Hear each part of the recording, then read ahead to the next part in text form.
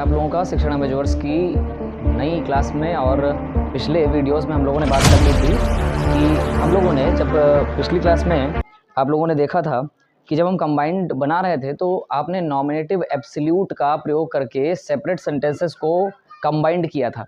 और आज की सिंथेसिस की इसी सीरीज़ में हम अपने आप को आगे बढ़ा रहे हैं और आज हम बात करने जा रहे हैं कि किस तरीके से सेपरेट वाक्य हैं उसे कंबाइंड करना है।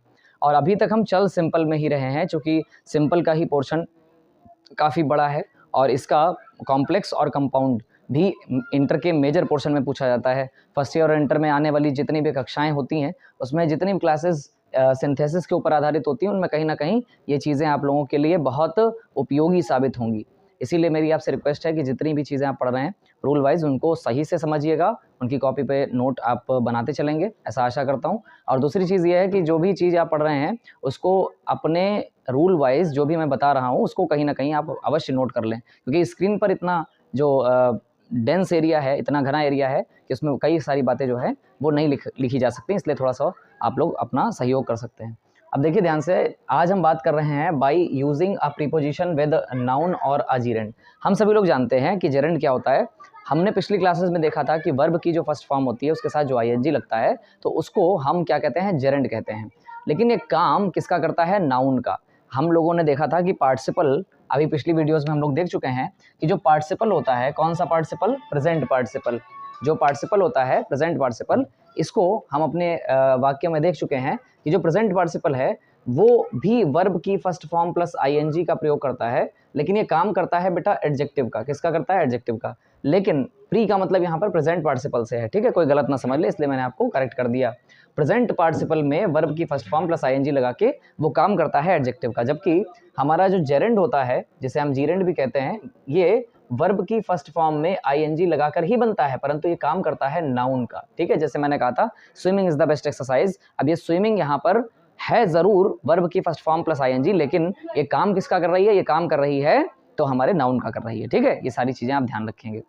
तो अब हम रूल पे आगे बढ़ते हैं, अपने रूल को देख रहे हैं ध्यान से, थोड़ा सा आप देखिएगा। पहली चीज हम इसको सेगमेंट वाइज पढ़ेंगे, कहने का मतलब है कि हम रूल बाय रूल इसको देखते चलेंगे और जितने एग्जाम्पल आपके स्क्रीन पर लिखे हुए हैं इसको आप अपनी कॉपीज में नोट करते रहिएगा, ठीक है। और ताकि जब आप इसको एक्सरसाइज में बनाएं या अपने एग्जामिनेशन पेपर में लिखें तो आप लोगों को सारे रूल वाइज सारी चीजें याद रहें, ठीक है। पहली चीज है प्रीपोजिशन के साथ जेरेंड अर्थात वर्ब की फर्स्ट फॉर्म प्लस आईएनजी का प्रयोग। इसमें हम देखेंगे कि जेरेंड अर्थात वर्ब की जो फर्स्ट फॉर्म होती है वो किस प्रकार नाउन का काम करती है, इस चीज को हमें देखना है। और यही सारी चीजें हम बताएंगे इसको प्रीपोजिशन के साथ जब जेरेंड यानी वर्ब की फर्स्ट फॉर्म प्लस आईएनजी का प्रयोग होता है तो किस तरीके से हम अपने सेपरेट वाक्य को कंबाइंड करते हैं। बहुत धैर्यपूर्वक देखिएगा, कोई जल्दबाजी नहीं है, घबराना नहीं है, कोई ऐसा बर्डन नहीं लेना है जिसकी वजह से आपको ऐसा लगे अरे ये चीज़ तो हमारे लिए मतलब हाथ से निकली जा रही है, हमें समझ नहीं आ रही। ऐसा कुछ करने की आवश्यकता नहीं है, सब कुछ समझ में आएगा, सब आसान है, लेकिन बस थोड़ा सा धैर्य आप लोगों को आवश्यक होगा, ठीक है। पहला एग्जाम्पल देखिएगा, सेपरेट। सेपरेट माने अलग अलग वाक्य, कहने का मतलब है एक छोटा सा सेंटेंस लिखा होगा उसको फुल स्टॉप से हम दूसरे सेंटेंस में अलग कर देंगे, तो एक सेपरेट वाक्य अलग हो जाएगा, दूसरा सेपरेट वाक्य अलग हो जाएगा। और कंबाइंड का मतलब होता है कि दोनों सेपरेटेड वाक्य जो हैं यानी सेंटेंस जो हैं उनको हम जोड़ देंगे यानी कंबाइंड कर देंगे उसको। अब देखिए ध्यान से कैसे हम लिखेंगे। आप सभी लोगों ने पहला देखिए, सभी लोग, मैं चाहता हूं कि आप लोग ध्यान दें यहाँ पर। ही वाज पुअर कहने का मतलब वो गरीब था, ठीक है। आपने पहला सेंटेंस पढ़ लिया है, उसका एक सेपरेशन वाक्य आपने देख लिया, ही वाज पुअर, वह गरीब था। अब देखिए he was respected by all the people, he was respected by all the people, सभी लोग उसका सम्मान करते थे। अब देखिए गरीब होना, ठीक है, और गरीबी के बाद भी लोग आपका सम्मान करें, ये बहुत रेयर केस होता है, ठीक है। तो बड़ी जीवन वाली बात हो गई कि वैसे तो हमेशा आप जानते हैं कि निर्धन को कोई पूछता नहीं है, ठीक है। रहीम जी ने एक बहुत प्यारा दोहा कहा था, दीन सबन को लखत है, दीन है लखे ना कोई, जो रहीम दीन है लखे, दीन बंधु सम होय। कहने का मतलब ये कि आप सभी लोग जानते हैं गरीब व्यक्ति जो होता है वो हर व्यक्ति जो अपने से सामने से गुजरता हुआ व्यक्ति होता है उससे याचना करता है कि कृपा करके आप थोड़ा सा जो है मुझे दान दे दीजिए जिससे मेरा परिवार चल जाए या कुछ भी है। तो दीन सबन को लखत है, कहने का मतलब है लखत माने देखना, तो दीन यानी गरीब व्यक्ति जो होता है वो सबको देखता है, दीन है लखे ना कोई, लेकिन दीन को अर्थात गरीब व्यक्ति को कोई नहीं देखता। और जो रहीम दीन ही लखे, इसका मतलब है ऐसा नर, ऐसा मनुष्य जो दीनों को लखे, लखे माने देखे, अर्थात ऐसा व्यक्ति जो गरीबों को देखे, दीन बंधु सम होए, दीन बंधु अर्थात ईश्वर, दीन बंधु, बंधु माने भाई और दीन माने गरीब, तो गरीबों का भाई अर्थात ईश्वर। तो जो व्यक्ति गरीब को देखे ऐसा व्यक्ति भगवान के समान होता है। दीन बंधु सम हुए, ऐसा व्यक्ति किसके समान होता है? भगवान के समान। तो ये सारी चीज़ें हैं। तो इस तरीके से हमने कहा कि ये सेंटेंस जो आपका पहला आज आया है बड़ा मज़ेदार सेंटेंस है। मज़ेदार क्या मतलब? दुनिया की सच्चाई ही है। गरीब व्यक्ति का सम्मान हो ये बहुत रेयर बात होती है। धनाढ्यों का सम्मान तो पूरी दुनिया करती है। धनवानों को कौन कहता है कि आप बेकार हैं? और दीन बंधु अर्थात वही व्यक्ति ईश्वर के समान है उस व्यक्ति के लिए जो ये मान के चलिए कि जो सबकी परवाह करता है। और ऐसे बहुत कम लोग होते हैं। तो खैर अपने उदाहरण पे लौटते हैं। देखिए, ही वॉज पुअर, वो गरीब था। He was respected by all the people, लेकिन सभी लोगों के द्वारा उसका सम्मान किया जाता था, यानी सभी लोग उसका सम्मान करते थे। अब देखिए, आप कहेंगे सर ये दोनों वाक्य कंट्रास्ट हैं। कंट्रास्ट माने विरोधाभास। गरीब आदमी की रिस्पेक्ट हो ऐसा तो बहुत कम होता है ना। धनाढ्यों की रिस्पेक्ट होगी ये तो जग जाहिर है, धनवानों की रिस्पेक्ट होगी, सम्मान होगा, जग जाहिर है। लेकिन धनाढ्यों की रिस्पेक्ट ना होकर आप गरीब इंसान की रिस्पेक्ट कर रहे हैं तो विरोध हो गया। अब विरोध को बताने वाला, देखिए इतनी भूमिका मैंने इसलिए बताई क्योंकि आपके इंग्लिश ग्रामर में कुछ ऐसे प्रीपोजिशन हैं जो विरोध को दर्शाते हैं। जैसे आपने एक शब्द सुना होगा के बावजूद, अब ये विरोध को दिखाएंगे। बस से जाने के बावजूद वो कार से गया, ठीक इस तरीके से के बावजूद विरोध को दर्शा रहे हैं। दर्शा रहा है कि नहीं दर्शा रहा है, ये चीज़ ध्यान रखिएगा। दूसरी चीज़, इसके अलावा ऐसा, ठीक है, despite of, in spite of, besides, ये ऐसे सेंटेंस, ऐसे प्रीपोजिशंस हैं जो विरोध को दिखाते हैं। अब अगर विरोध वाक्य में आया है तो आज का जो हमारा सेगमेंट चल रहा है वो कह रहा है कि प्रपोजिशन का प्रयोग करना है। देखिए क्या लिखा हुआ है, प्रपोजिशंस के साथ जेरेंड का प्रयोग, मतलब प्रपोजिशन भी लगानी है आपको और जेरेंड भी लगाना है। धैर्यपूर्वक समझिएगा, कोई घबराने की आवश्यकता नहीं। देखिएगा ध्यान से, आपको ये कहना है एक सेपरेशन में दे दिया गया, वह गरीब था, वह लोगों के द्वारा रिस्पेक्टेड यानी सम्मानित था। अब दोनों चीज़ें अलग अलग, सेपरेट अलग वाक्य हैं। आप इसे कंबाइन कैसे करेंगे? आप इसे ऐसे कंबाइन, पहले हिंदी सुनिए, आप इसे ऐसे कंबाइन करेंगे कि गरीब होने के बावजूद लोग उसका सम्मान करते थे। सही है? देखिए आपने कंट्रास्ट को दिखा दिया, वो गरीब था फिर भी लोग उसका सम्मान करते थे, ठीक। तो ये चीज़ हुई, तब आप विरोध दिखा रहे हैं और आपको सेंटेंस में पहचानना पड़ेगा ये विरोध किसका है। समझ रहे हैं आप लोग? ध्यान रखिएगा, ये विरोध किसका है, instead of, in spite of, इस तरीके से। तो हमारा सबसे अच्छा प्रीपोजिशन है इन स्पाइट ऑफ, और उसका प्रयोग करके हम देखो कैसे बनाएंगे। तो आपने विरोध के लिए एक सेंटेंस देख लिया, एक छोटा सा प्रीपोजिशन देख लिया, इसको हम कहते हैं इन स्पाइट ऑफ। और आगे क्या लिखा हुआ है, इन स्पाइट ऑफ बीइंग। अब आप मुझसे पूछेंगे सर ये बीइंग कैसे आ गया, तो आप सभी लोगों को पिछली क्लासेस पता होनी चाहिए। आप सभी को पता था कि जब हमारे सेपरेट सेंटेंस में बी की वर्ब आ जाती है, इज, एम, आर, वाज, वर, तब हम क्या करते हैं, तब हम इस वाज को बी की फर्स्ट फॉर्म में ING लगाकर क्या बना देते हैं, बीइंग, ठीक। और हम सभी लोग जानते हैं यहाँ का ही और यहाँ का ही सेम है। कल वाली क्लास में आपने क्या देखा था, नॉमिनेटिव एब्सोल्यूट में जब दोनों सब्जेक्ट अलग अलग होंगे तो हम नॉमिनेटिव एब्सोल्यूट का प्रयोग करेंगे, वो तो अब आप पिछली क्लास में देख चुके हो। लेकिन यहाँ पर हमें क्या देखना है, यहाँ पर ध्यान दीजिएगा, यहाँ पर हमें देखना कि देखो दोनों कर्ता समान है, तो इस वाले ही की जगह पर हमें अपनी प्रीपोजिशन लानी है, इन स्पाइट ऑफ।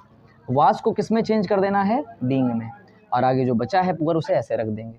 और चूंकि दोनों कर्ता सेम है, ही सेम है, अब हम क्या करेंगे, बीइंग पुअर, और यहाँ पर कर लेंगे ही वाज। अब देखिए, although he was respected by all the people, बाकी कुछ नहीं चेंज करना, कितना आसान था।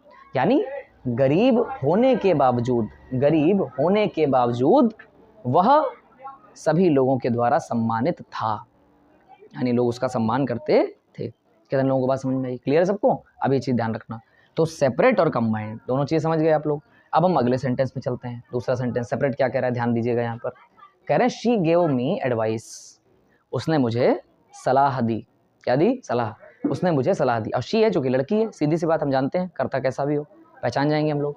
She gave me an advice, उसने मुझे एक सलाह दी। शी हेल्प्ड मी लिबरली, उसने स्वतंत्रता पूर्वक मेरी मदद की। लिबरली माने होता है स्वतंत्रता पूर्वक, यानी बिना किसी दबाव में, ठीक। उसने स्वतंत्रता पूर्वक मेरी मदद की। अब देखिएगा ध्यान से, आप ये कहेंगे, देखिए मैं आपसे अगर पूछूं तो मेरे पास बाई चांस ये मार्कर है, ठीक है, और ये फ़ोन है बाई चांस, ठीक है, इसको समझना ध्यान से, ये मार्कर है, फ़ोन है।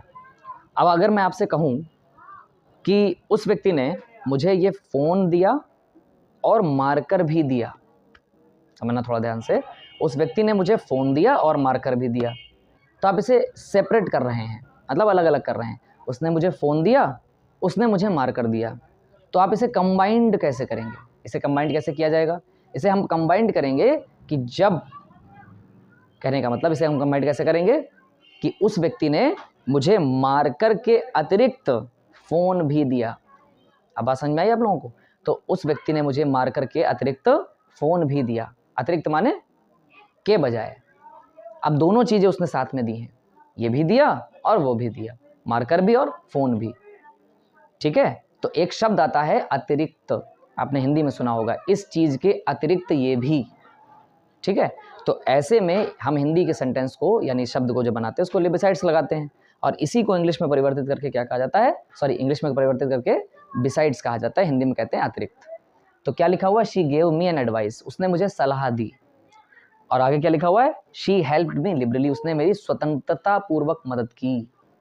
अब देखिए इसे मुझे कंबाइन करना, हिंदी में कैसे करूँगा, मुझे सलाह देने के अतिरिक्त उसने मेरी स्वतंत्रता पूर्वक मदद भी की। आप कितने लोगों को बात समझ में आई, क्लियर है सबको?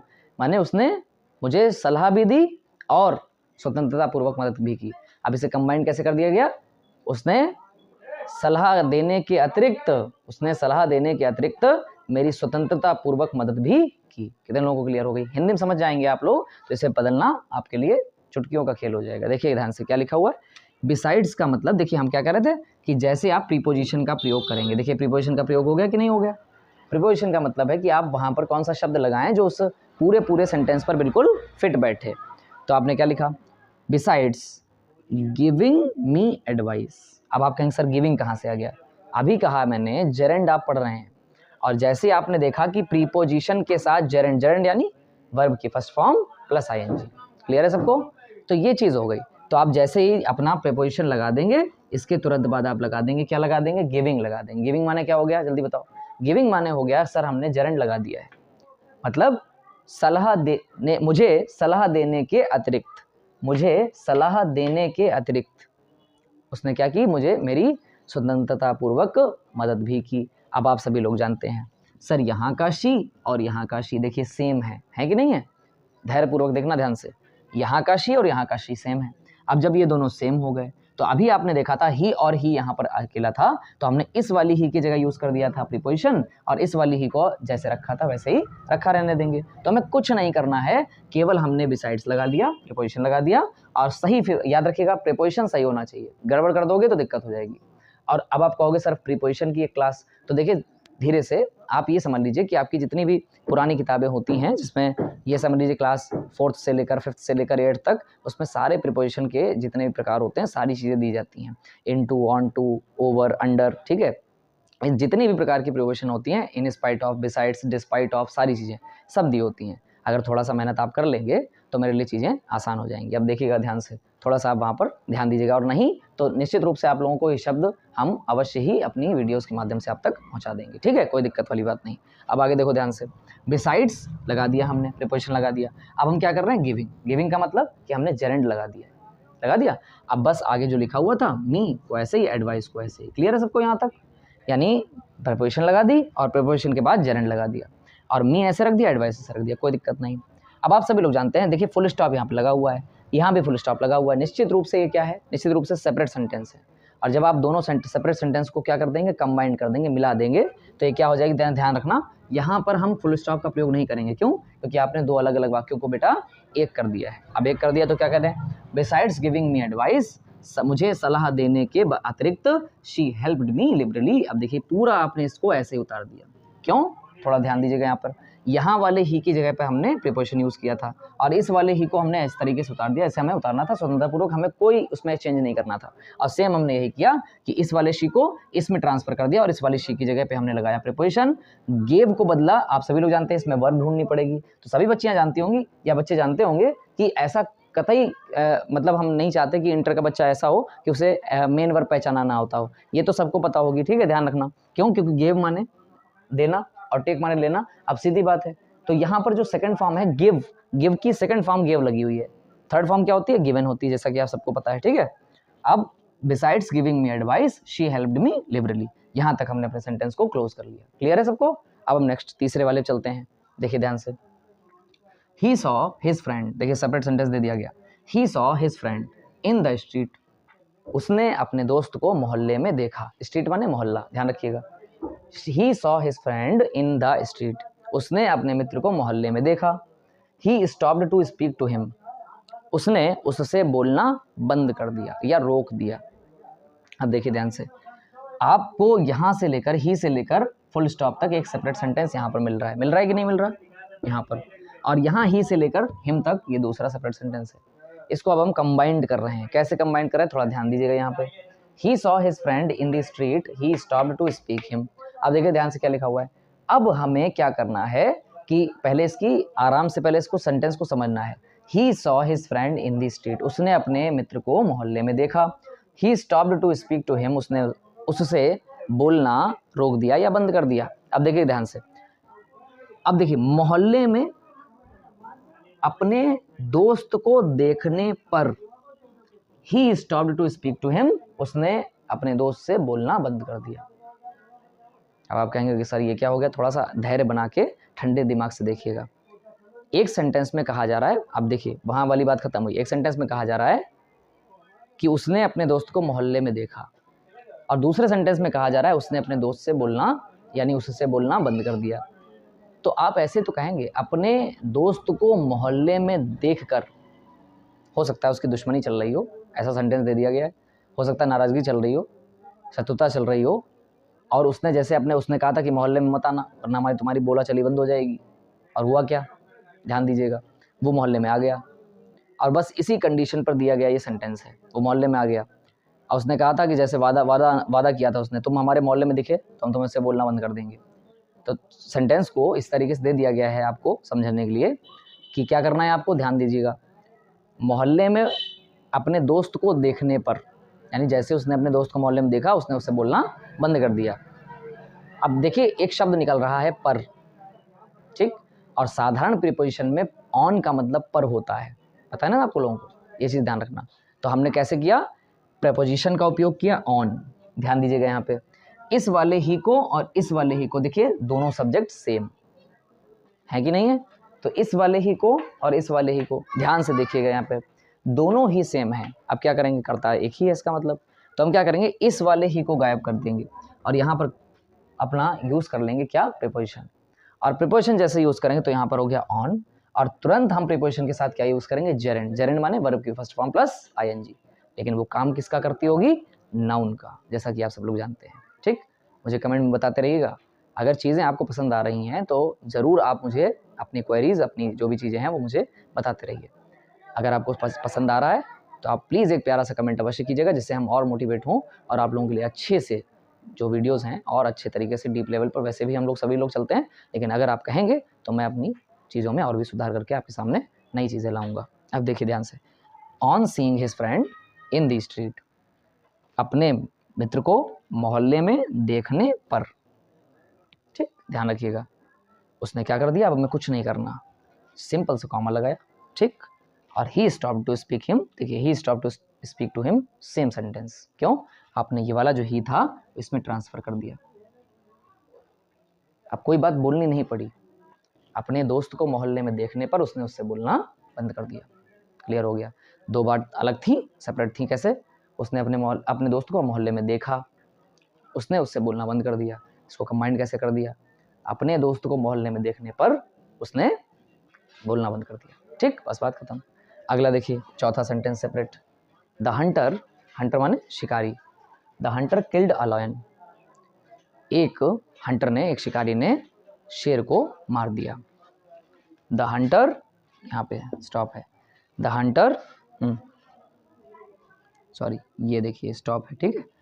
The hunter killed a lion, एक शिकारी ने शेर को मार दिया। ही रिटर्न्ड होम, वह घर चला गया। अब ठीक ध्यान रखना, सेंटेंस आपने अच्छे से देख लिया। अगर नहीं स्क्रीन देखी तो देखा, ध्यान दीजिएगा यहाँ पर, the hunter killed a lion he return home. थोड़ा सा ध्यान दीजिए। शिकारी ने शेर को मार दिया, वह घर चला गया। अच्छा एक बात बताओ, शिकारी के लिए भी ही आता है, शेर के लिए भी ही आता है, लेकिन एक बात बताइए, जब शिकारी ने शेर को मार दिया तो शेर थोड़ी ना घर गया होगा, शेर तो मर गया ना। तो कौन घर गया होगा? शिकारी गया होगा। तो आप इसको कैसे चेंज करेंगे? शेर को मारकर शिकारी घर चला गया। बताइए, कोई बहुत ऐसी चीज थी जो बहुत कठिन लगी हो आप लोगों को, है ना? शेर को मारकर शिकारी घर चला गया। आप कैसे इसको चेंज कर रहे हैं, ध्यान दीजिएगा, कैसे चेंज कर रहे हैं। अब देखिए, दो चीजें हैं। अगर दो काम एक साथ हुए तो हम प्रीपोजिशन का कौन सा यूज कर लेंगे? शेर को मारकर शिकारी घर चल दिया, इसका मतलब घर चला गया। अगर हम प्रीपोजिशन का यूज करना ही चाहें तो सिंपल वाक्य मैंने बता दिया आपको, और हमें करना है अपने रूल में, जैसा कि रूल दिया गया है। तो हम क्या करेंगे? शेर को मारने के बाद शिकारी घर चला गया। कितने बच्चे जानते हैं प्रीपोजिशन होता है आफ्टर, जिसके लिए बाद और बिफोर माने पहले। तो देखिए क्या किया है, शर्त यह है कि प्रीपोजिशन के तुरंत बाद क्या आना चाहिए? जेरेंट, और जेरेंट हमारे पास है। देखिए आफ्टर ये लगा दिया आपने, आफ्टर क्या हो गया? हमारा प्रीपोजिशन। इसके बाद हमने लगाया किलिंग। अब ये किलिंग क्या है, ध्यान देना थोड़ा सा। किलिंग क्या है? किलिंग है जेरेंट। किल हमारी फर्स्ट फॉर्म है, इसमें आईएनजी लगी हुई है। आफ्टर किलिंग अ लायन, शेर को मारने के बाद कौन घर चला गया? सर शिकारी घर चला गया। अब आप पूछेंगे सर अभी आपने शेर और शिकारी के लिए मुझसे क्यों पूछा था कि शेर को हम ही कहते हैं या शिकारी को ही कहते हैं? अब थोड़ा सा यहाँ ध्यान दीजिए, बच्चे कंफ्यूज हो जाते हैं। जैसे यहाँ पर द हंटर है और यहाँ पर ही है, तो इसलिए मैंने आपसे पूछा था कौन घर जाएगा? शेर तो मर गया ना, तो घर जाने का काम किसके द्वारा हुआ? शिकारी के द्वारा। थोड़ा सा ध्यान दीजिएगा, द हंटर। अब देखिए द हंटर जब ही में परिवर्तित होगा तो इस वाले हंटर की जगह तो हम प्रीपोजिशन रख देंगे, जैसा कि हम करते आए हैं। ही की जगह इन स्पाइट ऑफ कर दिया, शी की जगह बिसाइड्स कर दिया, ही की जगह ऑन सीइंग कर दिया कि नहीं कर दिया? अब आप खुद ही बताइएगा, द हंटर लगा हुआ है, ठीक है। अब ये हंटर की जगह पे हमने प्रीपोजिशन बैठा दी, और प्रीपोजिशन जैसे आप देख रहे हैं, प्रीपोजिशन आई, उसके बाद देखिए जेरेंड आ गया, ऑन के बाद सीइंग आ गया, बिसाइड्स आया, उसके बाद गिविंग आ गया, इन स्पाइट ऑफ आया, उसके बाद बीइंग आ गया। क्लियर? तो बताओ, जब हम सबके साथ वही सुलूक कर रहे हैं और नीचे वाले के साथ नहीं करेंगे, उसको बुरा लगेगा कि नहीं लगेगा? तो ये आफ्टर आ गया प्रीपोजिशन, और प्रीपोजिशन के बाद यहाँ पर किलिंग आ गई। क्या किलिंग? कौन सी क्या चीज़ आ गई? किलिंग आ गई हमारी। कौन सी? वर्ब। वर्ब की first form plus I N G. Clear है सबको? आफ्टर किलिंग अ लायन, शेर को मारने के बाद। और कौन घर लौटा? तो ये वाला जो द हंटर है ये ही में बदल गया। अब बताइए, द हंटर ही की जगह आ सकता है कि नहीं आ सकता? बिल्कुल आ सकता है सर। हमें बताना पड़ेगा ना कौन घर लौटा, वरना सामने जो एग्जामिनर है या जिसको आप बता रहे हैं, कोई भी व्यक्ति है, वो क्या हो जाएगा? कंफ्यूज हो जाएगा। आपने शेर को भेज दिया घर या शिकारी को भेजा, तो बताना पड़ेगा ना। देखो क्या करेंगे, आफ्टर किलिंग अ लायन, शेर को मारने के बाद द हंटर रिटर्न होम। अब द ही की जगह क्या कर दिया? द हंटर, और रिटर्न और होम, सेम वही उतार दिया। क्या आपको ज़रा भी इसमें कोई तकलीफ हो रही है? कितना आसान है, कुछ करना ही नहीं है। अब हम अपने लास्ट वाक्य पे चलते हैं। देखिए सेपरेट सेंटेंस दे दिया, he will pass the test, वह टेस्ट पास हो जाएगा। अब देखिए he will pass the test, या वह टेस्ट पास कर लेगा। He is sure of it, वो इसके लिए बिल्कुल श्योर है। श्योर माने पक्का इरादा है उसका, बिल्कुल स्पष्ट है, बिल्कुल श्योर है कि वो टेस्ट पास कर लेगा। अब देखिए दो सेंटेंस अलग, श्योर होना और टेस्ट पास करना, दो सेंटेंस अलग हैं। सबसे पहले टेस्ट वाला दे दिया गया और फिर उसकी श्योरिटी दे दी गई। क्या करना है देखो ध्यान से, he will pass the test, he is sure of it. अब थोड़ा यहाँ ध्यान दीजिए, ये वाला ही और ये वाला ही दोनों सेम है। भाई जो व्यक्ति टेस्ट पास कर लेगा वो अपने टेस्ट पास करने के लिए बिल्कुल श्योर है। जैसे आप सभी लोगों को मैं बधाई देता हूँ कि आप लोग बहुत अच्छे नंबर से यूपी बोर्ड परीक्षा में पास हों, ये चीज़ें मैं आपसे कहा करता हूँ। मेरी शुभकामनाएं आपके साथ हमेशा हैं। क्यों? क्योंकि सीधी बात है, आप लोग मेहनत बहुत कर रहे हैं, और अगर आप मेहनत कर रहे हैं निश्चित रूप से उसका परिणाम शानदार होगा। ठीक है, अपनी मेहनत पर भरोसा रखिए, सब कुछ आपके परिणाम के मुताबिक ही होना है।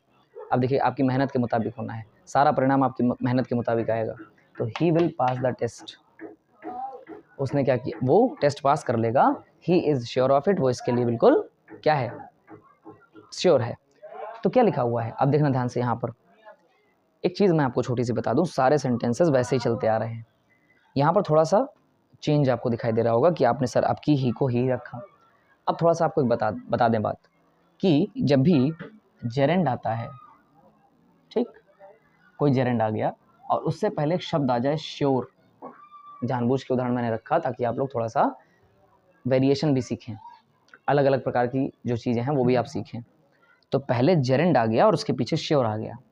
हमेशा रखिए, अगर जेरेंड और श्योर ये आ रहे हैं, जेरेंड लगा हुआ है यानी वर्ब की फर्स्ट फॉर्म लगी हुई है और प्लस क्या लगा हुआ है, आईएनजी, और श्योर लगा हुआ है, तो श्योर और जेरेंड के बीच में एक प्रेपोजिशन का यूज़ करते हैं जिसे हम कहते हैं ऑफ।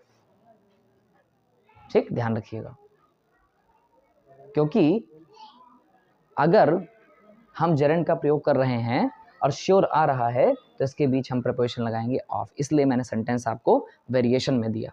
बाकी सारे सेंटेंस देखिए वैसे ही हैं, ठीक, और नीचे वाले सेंटेंस में थोड़ा सा मैंने वेरिएशन दे दिया, आपको विभिन्नता दे दी। तो he will pass the test, तो हमने क्या कहा, he is sure of passing the test. क्या मतलब हो गया, सर जेरेंड जो है वो मेन वर्ब में ही लगता है, तो यहाँ पर मेन वर्ब है पास, तो पास में जब आईएनजी लग जाएगा तो क्या बन जाएगा, पासिंग, और पासिंग और श्योर के पहले हमें क्या लाना है, ऑफ, तो he is sure of passing the test. देखिए ये दोनों ही सेम है, इसीलिए हमने इन दोनों को बार बार ना लाकर एक बार यूज़ कर दिया। और चूंकि हमें श्योर वाला पहले सेंटेंस लाना था, क्योंकि हमें अकॉर्डिंग पता है कि श्योर आएगा, जेरेंड आएगा तब ऑफ आएगा, तो हमने क्या किया, ही इज़ श्योर। अब देखिए ही इज़ श्योर अब लगा हुआ है, अब यहाँ पर जैसे ऑफ लगा हुआ है तो हम इसी को चाहे उतार लें, कोई दिक्कत नहीं। लेकिन किसके लिए, ये जो इट आया है, तो इट किसके लिए आया है कि वो पास कर लेगा टेस्ट को, ये इट आया है द टेस्ट के लिए। आप सभी लोग जानते हैं निर्जीव चीज़, देखिए लड़का तो जीवित है, ठीक, उसके लिए तो इट आ नहीं सकता, तो टेस्ट के लिए जो निर्जीव चीज़ है वो हम इट के रूप में यूज़ करते हैं। तो कैसे करेंगे, he is sure of passing the test. कितने लोगों को बात समझ में आई, तो इट की जगह पे हमने क्या लगा दिया, टेस्ट लगा दिया। कितने लोगों को बात समझ में आ गई है, ठीक है। तो आशा करता हूँ आपको मैं by using a preposition with noun और अ जेरेंड समझा पाया हूँगा। अब इसका पहला आप लोगों ने देख लिया है, अब हम अपने इसी रूल की श्रृंखला में सेकेंड रूल पर आगे बढ़ेंगे जिसका नाम है प्रीपोजिशन के साथ नाउन का प्रयोग।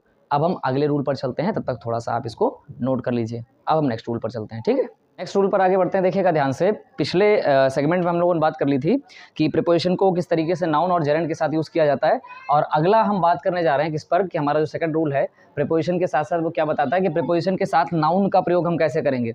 जेरेंड आप सभी लोग जानते हैं, जेरेंड कहा जाता है कि वर्ब की फर्स्ट फॉर्म प्लस आईएनजी, इसको जेरेंड बोला जाता है। और ये सारी चीज़ें कैसे क्लियर हो रही हैं इसको हम ध्यान रखेंगे। सबसे पहले है कि जेरेंड का भी नाउन कार्य करती है, जो जेरेंड होती है वो नाउन का काम करती है, हम सभी लोग जानते हैं। वर्ब की जो फर्स्ट फॉर्म होती है, ध्यान रखिएगा, वर्ब की जो फर्स्ट फॉर्म होती है और उसमें आईएनजी लगाने पर यदि वो एडजेक्टिव का काम करे, आई रिपीट, तो हम क्या बता रहे हैं, ध्यान से सुनिएगा कि वर्ब की फर्स्ट फॉर्म प्लस आईएनजी यदि एडजेक्टिव का काम करने लगे तो इसे हम प्रेजेंट पार्टिसिपल कहते हैं, ठीक है। क्या हम कहते हैं, थोड़ा सा इधर देख लेंगे, इसे हम क्या कहते हैं, प्रेजेंट पार्टिसिपल कहते हैं। और प्रेजेंट पार्टिसिपल की सबसे बड़ी पहचान क्या होती है कि अगर दो कार्य एक साथ एक ही समय पर हो रहे हैं, उनके बीच का तय समय पश्चता नहीं है। मतलब जैसे अगर हम छोटा सा उदाहरण दें कि उसने शेर देखा और वो भाग गया। अब शेर को देखकर आदमी निहारता नहीं बैठ के कि शेर देखा बड़ा सुंदर था, है ना, ये सारी चीज़ें निहारी नहीं जाती। तुरंत देखेंगे आप, तुरंत भागेंगे, ठीक है। अगर बाई चांस घर में कोई बर्तन गिरा तो आप तुरंत चौंक के उठ जाएंगे, इसमें समय पश्चता नहीं होगी। तो ये सारी चीज़ें प्रेजेंट पार्टिसिपल कहलाती हैं, और ये काम किसका करती हैं, एडजेक्टिव का। लेकिन अगर यही वर्ब की फर्स्ट फॉर्म प्लस आईएनजी काम करने लगे नाउन का, आई रिपीट, मैं फिर से कह रहा हूँ, ध्यान सुनिएगा, नाउन का कार्य करने लगे, संज्ञा बन जाए, जैसे swimming is the best exercise, ठीक है, smoking is injurious to health, इसका मतलब ये है कि धूम्रपान सेहत के लिए बेकार होता है, खराब होता है, घातक होता है, और स्विमिंग जो होती है वो सेहत के लिए अच्छी होती है, लाभदायक होती है। तो ये सारी चीज़ें स्विमिंग और स्मोकिंग, अब देखिए smoke first form plus I N G, लेकिन कार्य किसका कर रही है, संज्ञा का। स्मोकिंग धूम्रपान करना, इस पर ध्यान दीजिए, नीचे लिखा हुआ है, नीचे अगर हम स्विमिंग की बात करें तो स्विम हमारी फर्स्ट फॉर्म है और उसमें आईएनजी लगा दिया तो डबल एम के साथ आईएनजी लग गई तो स्विमिंग बन गया। तो तैरना, अब देखिए तैरना, धूम्रपान करना, ठीक है, ये सारी चीज़ें, तो ये अगर इस तरीके से नाउन का सेंस दे रही हैं तो इसे हम जेरेंड कहते हैं। तो मैंने क्या लिखा, जेरेंड भी नाउन का कार्य करती है, किंतु यहाँ नाउन से तात्पर्य वाक्य में दिए गए सीधे नाउन वर्ड से है। अब ये नाउन वर्ड क्या होता है देखना ध्यान से। यदि वाक्य में नाउन पहले से दिया गया है तो उसके पूर्व यानी पहले प्रेपोजिशन रखकर वाक्य को जोड़ते हैं, या किसी अन्य वर्ड या वर्ड्स को नाउन बनाकर उसके पूर्व प्रीपोजिशन का प्रयोग करते हैं। अब ये जितनी भी हिंदी लिखी हुई है इसको हम समझाएंगे अपने एग्जाम्पल के साथ, तो ज़्यादा आपको समझ में आएगी। देखिएगा ध्यान से, एक सेपरेट सेंटेंस दिया गया है। जैसे हम सेपरेट की बात करते हैं, सेपरेट माने अलग अलग चीज़ें हो गई। आपने फुल स्टॉप लगाया और आपने एक वाक्य लिखा, फिर आपने फुल स्टॉप लगाया, आपने दूसरा वाक्य लिखा। दो चीज़ें बिल्कुल अलग अलग हैं, सेपरेशन है, यानी दोनों चीज़ें अलग अलग हैं, उनमें अपना अलग स्थान है। तो कहने का मतलब है जो सेपरेट है ये वाक्य अलग, द बॉयज से लेकर had not finished the game यहाँ तक अलग, और द सनसेट ये वाक्य अलग। सनसेट माने सूर्य का अस्त होना, ठीक है, ये चीज़ ध्यान रखिए। सनराइज माने सूर्य का उदय होना, ये सारी चीज़ें। तो लिखा हुआ है कि the boy had not finished the game, लड़के जो थे वो अपने खेल को समाप्त नहीं कर पाए। और क्या हुआ, द सनसेट, और सूर्य अस्त हुआ या सूर्य अस्त हो गया। अब ध्यान से सुनिएगा, ये दोनों चीज़ें सेपरेशन बताती हैं, दोनों चीज़ें अलग अलग हैं, ठीक है। अब थोड़ा यहाँ पर ध्यान देने वाली बात है, जैसे अभी हम छोटा सा उदाहरण लेकर क्या कर रहे थे कि जैसे ही उसने अपने दोस्त को मोहल्ले में देखा और वो क्या हो गया, उसने उससे बोलना बंद कर दिया, यानी अपने दोस्त को मोहल्ले में देखकर उसने बोलना बंद कर दिया। इसी तरीके से यहाँ शर्त लगी हुई है, किस चीज़ की शर्त है देखिएगा ध्यान से, the boys had not finished the game the sunset. अब यहाँ पर एक सनसेट आ गया कि सूर्य अस्त हुआ और उससे पहले जो लड़के हैं वो अपना खेल खत्म नहीं कर पाए। दरअसल आप एक बात बताइए, जब भी आप समय की सूचना देते हैं, द सनसेट यानी सूर्य अस्त हो गया, ये आपने समय की सूचना दे दी। अब मुझे आप ये खुद बताइएगा, जब आप किसी से ये कहेंगे कि कार्य की समाप्ति के पहले क्या कार्य हुआ और क्या नहीं हुआ, ध्यान सुनना। तो कार्य की समाप्ति के पहले क्या कार्य हुआ, देखो ध्यान से। तो separate, the boys had not finished the game the sunset. अब देखो लिखा हुआ है कि सूर्य अस्त हो गया, लेकिन लड़के जो थे वो अपना कार्य समाप्त नहीं कर पाए, अपना खेल खत्म नहीं कर पाए। तो आप यही तो कहेंगे, सूर्य अस्त होने से पहले लड़के अपना खेल खत्म नहीं कर पाए। आप बाद में थोड़े लगा देंगे, किसी भी चीज़ की जो टाइमलाइन होती है वो सूर्य अस्त से पहले की दी जा रही है। सेंस से ऐसा पता चल रहा है कि सनसेट हो गया, लड़के अपना खेल खत्म नहीं कर पाए, यानी सूर्य अस्त होने से पहले तक लड़के अपना खेल खत्म नहीं कर पाए।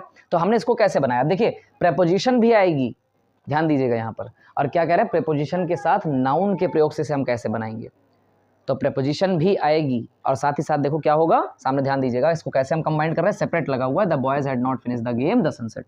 अब कंबाइंड लगा हुआ है, the boys had not finished the game by sunset. अब देखिए ध्यान से, यानी सनसेट हुआ और यहाँ पर हमारे लड़कों ने अपना खेल खत्म नहीं कर पाया।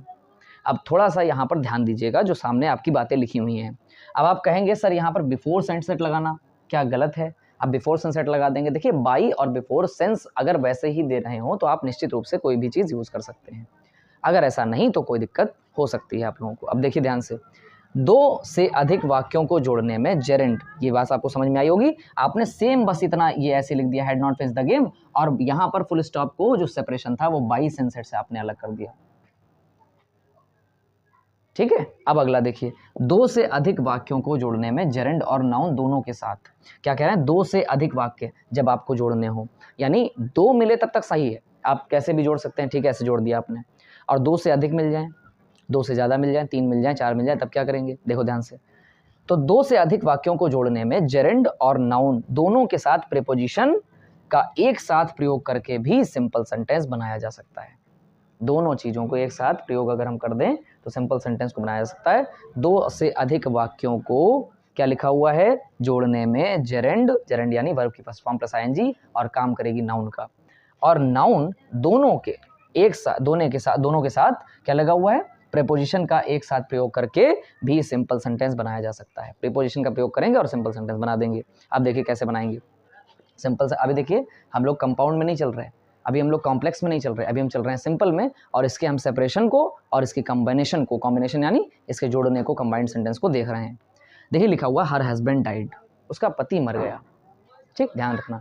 अब हर हस्बैंड डाइड, उसका पति मर गया, ये हर किसके लिए आता है, सभी बच्चे जानते हैं, लड़की के लिए आता है। शी का जो ऑब्जेक्टिव केस होता है उसे हम हर कहते हैं, और ही का ऑब्जेक्टिव केस क्या कहलाता है, हिम कहलाता है, पता ना सब, ध्यान सुनना। तो लिखा हुआ, अब देखिए ऑब्जेक्टिव और पॉजेसिव केस क्या कहलाता है, लड़की के लिए हर्ष होता है और पॉजेसिव केस लड़के के लिए हिज होता है। अब देखिए हर हस्बैंड डाइड, उसका पति मर गया। शी हियर द न्यूज़, उसने खबर सुनी।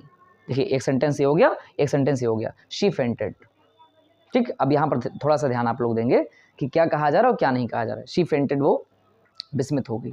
अब देखिए क्या लिखा हुआ है, तीन वाक्य अलग अलग कहाँ पर है, ये देखिए ध्यान से, सॉरी, हर हस्बैंड डाइड, ये पहला वाक्य, और देखिए यहाँ पर फुल स्टॉप लगा हुआ है, सेपरेट है, ठीक। शी हियर द न्यूज़, उसके बाद ये कॉमा से सेपरेट है, ये अलग हो गया। और शी अपने रूल पर थे, जिसको हम कह रहे थे कि हमने सेपरेट सेंटेंस को देख लिया। थोड़ा सा रिपीटेशन के लिए माफ़ी चाहते हैं, थोड़ा सा टेक्नोलॉजिकल चीज़ें हैं, थोड़ा सा दिक्कत हो जाती हैं, तो हम फिर से अपनी चीज़ को शुरू कर रहे हैं, थोड़ा देखिएगा, ध्यान दीजिएगा। 2 से अधिक वाक्यों को जोड़ने में जेरेंड और नाउन दोनों के साथ प्रीपोजिशन का एक साथ प्रयोग करके भी सिंपल सेंटेंस बनाया जा सकता है। जैसा कि हम सभी लोग जानते हैं, हम सभी लोग अभी सिंपल पर चल रही हैं, तो जो सिंपल वाली जितनी भी चीज़ें हैं उनको हम अपने रूल बाय रूल देख रहे हैं। तो अब हम देखते हैं सेपरेट सेंटेंस पर कि हर हस्बैंड डाइड, उसका पति मर गया, और आगे क्या लिखा हुआ है, उसका पति मर गया। शी हर्ड द न्यूज़, उसने इस खबर को सुना। शी फेंटेड, वह विस्मित हो गई।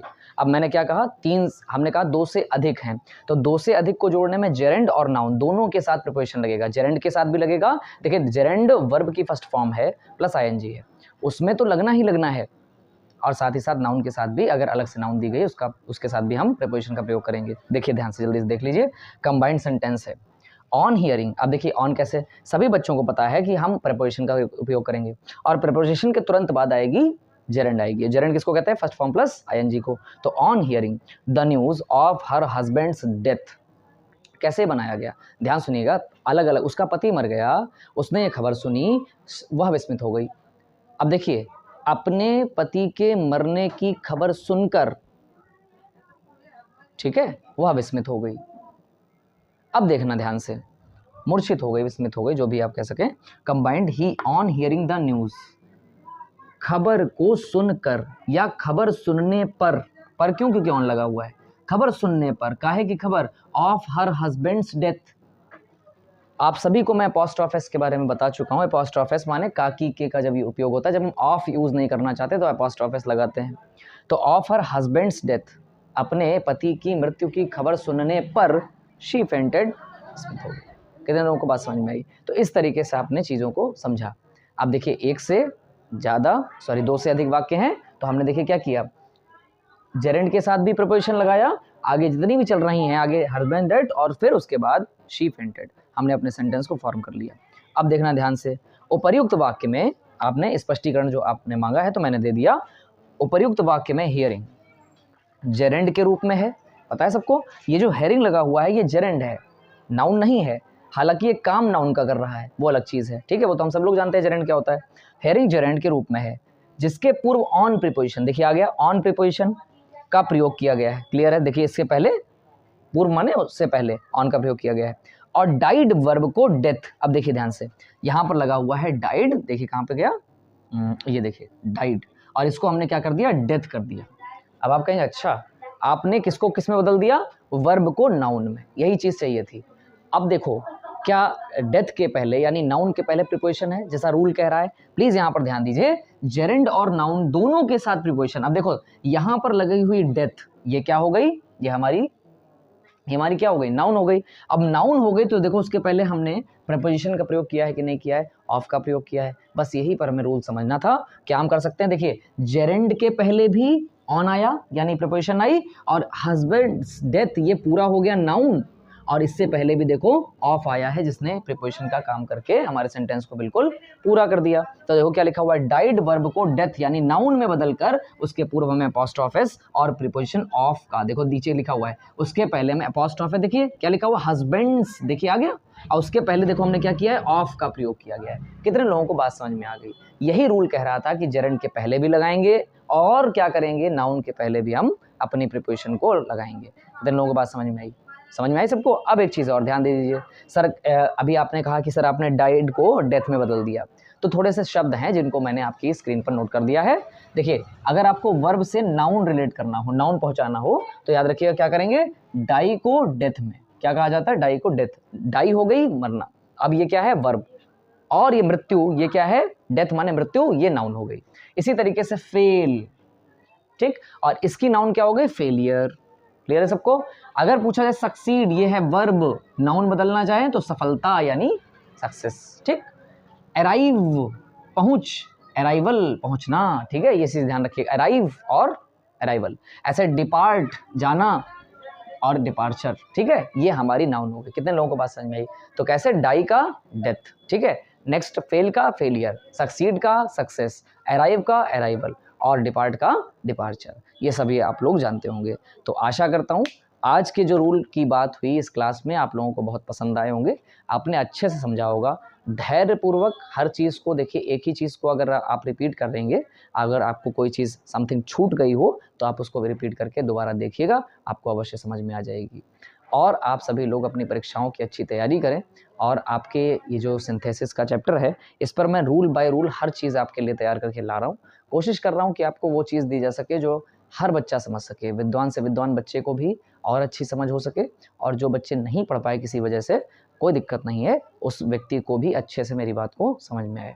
तो हम डीप लेवल पर जाकर एक एक चीज़ आपको इंटरेस्ट के साथ पढ़ा रहे हैं। थोड़ा सा अगर आप लोग सहयोग करेंगे, किस तरीके का सहयोग, आप अच्छे से, अगर आपको बातें मेरी समझ में आ रही हैं तो आप अच्छा कमेंट कर सकते हैं। थोड़ा सा इससे मोटिवेशन मिलता है कि हाँ, मेरी बातें बच्चों तक पहुंच रही हैं, और कुछ इसमें स्वार्थ वाली बात नहीं। दूसरी चीज़ कि आप लोग अपनी परीक्षा की अच्छी तैयारी करें, ठीक है। हम सभी लोग, पूरी टीम कोशिश कर रही है कि आप लोगों को अच्छे से अच्छा बेस्ट कंटेंट दिया जाए, ताकि आप लोगों को, अगर कोशिश आपकी सफल हो जाती है तो निश्चित रूप से आपकी एग्जामिनेशन पेपर में और प्लस आपके एग्ज़ाम्स में आपके अच्छे नंबर आने की संभावना और भी बढ़ जाएगी। और जब हम बार बार आपसे कहते हैं, जब हमारी तैयारी अच्छी होगी तो निश्चित रूप से हमारा परिणाम भी शानदार होगा। इन्हीं शुभकामनाओं के साथ मुझे दीजिए इजाज़त, और अगले सिंथेसिस की वीडियो में फिर हाजिर होंगे एक नया वीडियो लेकर। तब तक के लिए अपने घर वालों का ध्यान रखें, खुश रहें, मस्त रहें। बहुत बहुत धन्यवाद। शिक्षा